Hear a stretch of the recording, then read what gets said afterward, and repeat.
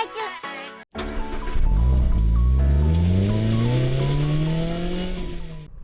ここは広島県ベイサイドビーチ坂。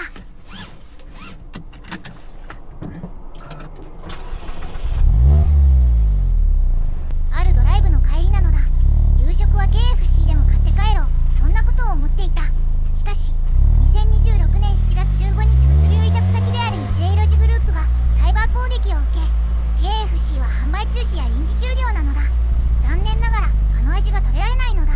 それなら自分でフライドチキンを作ってしまおう。今回はドライブ終わりに手作りフライドチキンで決める動画なのだ。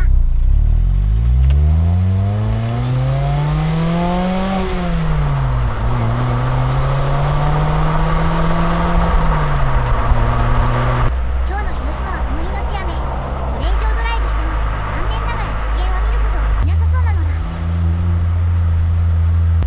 ということで広島で買い物といえば夢タウン。夢タウンでチキンを購入するのだ。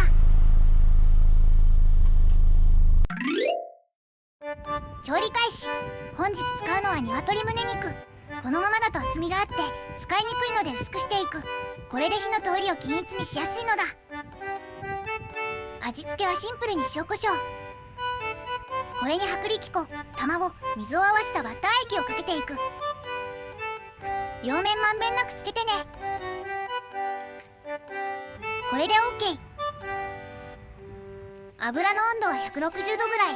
バッター液だけ少し入れてパチパチいうぐらいの温度。ロードスターの排気音の次にいい音なのだ。鶏胸だけだと寂しいので手羽元も揚げていく。こっちは小麦粉と片栗粉を合わせた粉をつけただけ。味付けもしていないのだ。その理由は後で教えて死んでよ。手羽元は火が通りにくいので2度揚げ推奨。2度揚げするとこんな感じ。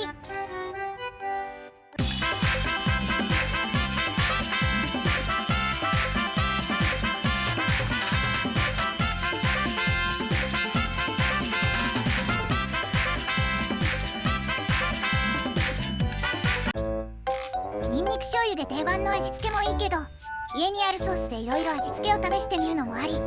これはアメリカのバッファローウィングスタイルで、揚げた後にドライソースやフルーツソースで楽しむスタイル。まずはそのまま一口いってみよう。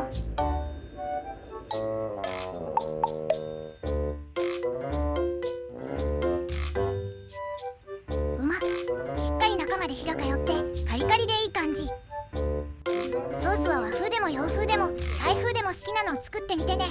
何を作っても正直合うのが手羽元のいいところ。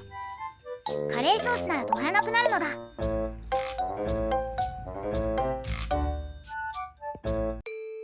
今回の動画は楽しんでもらえたかな？ YouTube にはこの動画が AI の作ったゴミ動画に見えているらしく、現在収益化が停止中なのだ。このゴミ動画をもっと見たいと思ったら下の概要欄から買い用品やガジェットをチェックしていってね。シーズンによって変わるので要チェックなのだ。